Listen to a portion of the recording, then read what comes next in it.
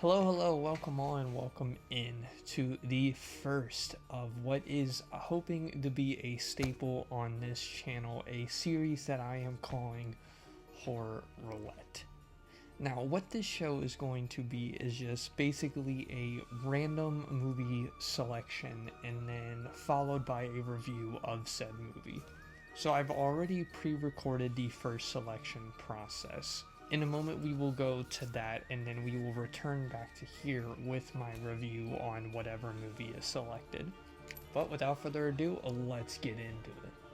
I'm sure there are a lot of improvements I can make on this format, so if you have any that you can think of, please put them in the comments below.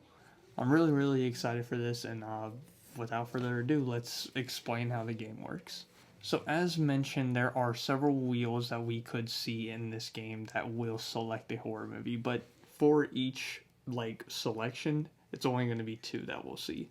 The first wheel each time will be this one that has 3 slices. First watch, rewatch, and franchise. And depending on which one it lands on, determines which corresponding wheel we'll do next. The first watch wheel is simply just a collection of about, it says here 28 films that I found while scouring the internet for a lot of people's just favorite horror movies. But I didn't want to overdo it for the first few goes, and I wanted it to be a primarily selection of films that I am interested in watching. The next wheel we have is rewatch. The way that I compiled this is very similar to that of the first watch wheel. The only difference obviously being is that I have seen all the films listed. And then finally we have this behemoth fucker. This here is the franchise wheel, which is compiled currently with 73 different franchises. There are definitely several that I have omitted either due to my personal disinterest or varying reasons that I don't care to get into. For the franchise wheel, how it will go is that whenever a film from there is selected, we will then watch that film franchise in order, just by one movie. So for example, say today if it were to land on Saw, we would watch Saw 1. And then a couple videos from now, it would land on Saw a second time. We would then watch Saw 2. You get the gist. Now, if you have a horror film that you love to pieces or a film franchise that you think is so obscure that I may have possibly missed it, go ahead and put them in the comments below. But without further ado, let's see what film we have to kick off this Horror Roulette series. Alrighty, we will start with this first wheel, see which kind of film we will be watching, and it is a first watch. Okay, I'm excited about this. Alright, so first we're just going to shuffle the first watch just a little bit. Let's see what we're watching today.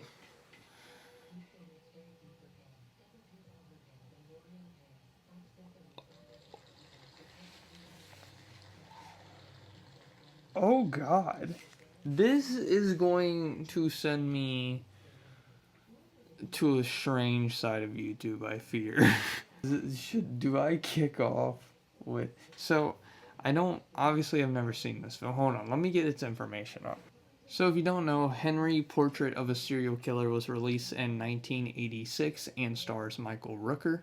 And from my understanding, we'll read let's read the Google thing. Henry is released from prison following his mother's murder. He supplements his job as an exterminator with a series of indiscriminate and violent murders. Fellow jailbird and drug dealer Otis becomes a willing accomplice in Henry's bloody killings. But as the depravity escalates and Henry forms a bond with Otis's sister, Becky, things start to get out of hand. The film is based on a true life story of serial killer Henry Lee Lucas. And from my understanding, it is a very raw and graphic portrayal. I see this in a lot of disturbing movie lists and clumped in that kind of, realm. It was directed by John McNaughton. I'm not super familiar with him. Has he done anything else that I know of? Nothing that I recognize. No, nothing that I know. So this will be interesting. I am very curious. I like Michael Rooker. But yeah, so let's see Henry, Portrait of a Serial Killer. Definitely not the direction I thought we were gonna go with this first video. It is on Peacock, so it is free, so I'm very happy about that. And we're back. So this was an interesting one. So let me begin by saying this was not the movie that I was expected I was going to be watching. In terms of the disturbing factor, I really thought that this was going to get to me more just based off of the way I had heard it talked about in like segments of YouTube videos or whatever. And while the topics discussed are disturbing in that, I feel that the way it's portrayed isn't necessarily. And I actually found a lot of appreciation for the filmmaking aspects in this film. In fact, I actually really liked a lot of the filmmaking choices used to like go into these really disturbing topics that are discussed throughout the film. But anyways, let's start from the beginning. So if you don't know, Henry, Portrait of a Serial Killer follows Henry, who, surprise, is a serial killer. And the way that we're introduced to that, this video is going to have spoilers, by the way. So if you don't want to be spoiled, go watch the movie now. Be on the same page as me. It's on Tubi, so definitely go check that out. I believe I said that it was on Peacock as well, so it's on Peacock and Tubi. I ended up watching it on Tubi because I found out I don't have Peacock. But anyways, it opens up with these shots of different images of dead women, and in a way it shows it so you see their deceased body in various forms, and it's layered with the audio of the killing happening. But for these first sections, we don't see any of the killings. We just see the result. And immediately I was like, oh, okay, so this is like the portrait of a serial killer. And I thought maybe this was how it was going to be portrayed throughout the rest of it. It wasn't, but I enjoyed it for that fact still. It was a good way of showing a lot in so little time. This man has done this a lot, and he is very quick triggered in when he does it, it seems, just based on how often it and how random the scenarios seem, I guess. So we find out that Henry lives with this man named Otis, who is a convict, but he's recently out. He's on probation. It is heavily implied that he has a thing for boys. So, and this is where I will go with my first gripe of the film. Once we're introduced to Otis, it kind of becomes a film about Henry and Otis's relationship. And more so, what the effects of Henry's lifestyle has on Otis as his roommate. So they're living together, and Otis's sister, what's her name? Becky? Is it Becky? I think it's Becky. I don't actually know what it is. It's Becky. Cool. Got it.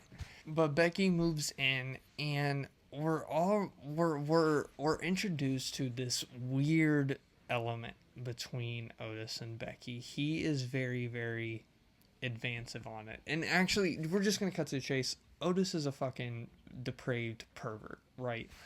And what the film decides to do is, instead of focusing on why Henry does the killing that he does, it instead shows how someone lacking such morality as it is could just easily make that switch to a darker result.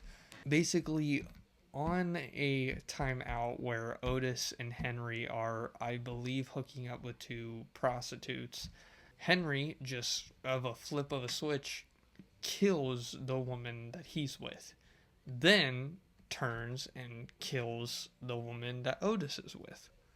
So Otis, now being exposed to this insane act, is now let in on this secret life that Henry lives, and time after time he starts to enjoy it more and more, and actually requests that they go out and kill people.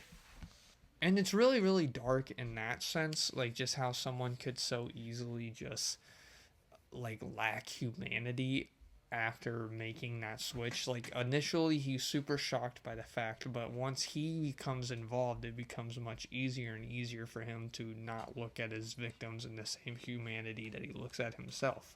And as he becomes more and more involved with this lifestyle with Henry, his acts towards his sister becomes way more and more advansive, ultimately resulting in a final confrontation between Henry and Otis. Because sidetrack, Henry and Becky. Well, Becky is like into Henry, but Henry hasn't really shown much interest in Becky. But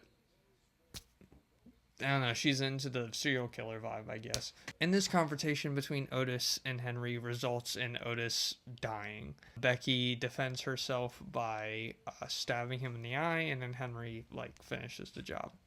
And then Henry convinces Becky to run away with him to escape this. He chops up Otis's body because he has experience with this, and this is the first time, because Becky's in the dark the whole time, that this is what Otis and Henry are up to. And it isn't until this night where I think she gets an inkling that this is his true nature and that he was very comfortable with this. And you can even see in the actress's name is Tracy Arnold, in her performance, how it shifts just into a extreme unease once this part of him is revealed. But the film ends with Otis and Becky running away, stopping at this motel. Then the next morning, Henry leaving the motel by himself with a briefcase. He then leaves the briefcase out somewhere and drives off. You can imply what's in the case. And I'm not gonna lie, I was very, very pleasantly surprised with this film. It has its issues, I would say, mostly with probably the script. I feel like it so quickly jumps into like kind of the serial killer stereotype, with him just so openly talking about these traumas that he has. There's a conversation between him and Becky in the film where they both kind of bond over trauma that they have, and it was just very, very rough dialogue through those sections and throughout the film in general, I felt. But the highlights of it, I think, was the filmmaking aspect and the certain choices that they make to show these really, really disturbing acts. There is a part along the way where Otis and Henry find a video camera and they decide to record all of their acts. Now, this is kind of really, really early like found footage style of filmmaking that is done for a lot of their crimes that they then go on to do. And there's certain shots that are actually really, really well done, where it'll focus on the TV that the cable is connected to for the camera that's playing back what's happening. So you're seeing what's happening like in the room that you're also in, but you're perceiving it through the TV that's broadcasting the actions. And super, super innovative for the time. I was really, really impressed by that. And Michael Rooker's performance is really well done, even with the rough dialogue. I believed him all throughout. I feel like he shines above anybody. The actor for Otis, I believe, is Tom Towles, I don't know, but he was all right. Definitely good at playing fucking weird. So gotta give him props for that. But all in all, the way this film looks, the shot selection for this film, the way that it expresses the dark themes, I feel, are well done, because it doesn't overwhelm you with the disturbing acts, because they do fucked up shit throughout this movie, but as I said, they perceive it in an innovative way, so you can't really focus what's going on. You're seeing it secondhand through a camera broadcasted through a TV that you're watching. So really, really enjoyed it. Now let's head to the board. Welcome to the board, i.e. a shitty tier list that I drew myself. What this will be is just a tracker for every form of media that I review on this channel. So as you can see, I already have Halloween here in S tier. and the first Friday the 13th here in A tier. And for Henry, Portrait of a Serial Killer, though it did have some script issues and some acting that didn't feel supernatural throughout, I really like the filmmaking choices and the directing as a whole. And Michael Rooker gives a really great performance as General. So I'm going to put this squarely in B tier. Well, that's going to do it for this first episode of Horror Roulette. If you have any sort of recommendations or any way that you feel that this show could improve, please sound off in the comments below. If this is something that you think I should keep up with, give this a like. And if you want to stick around for what I have to make next, subscribe to the channel. But thank you so much for joining me. I hope to see you next time, but if not, we'll keep the seat warm for you.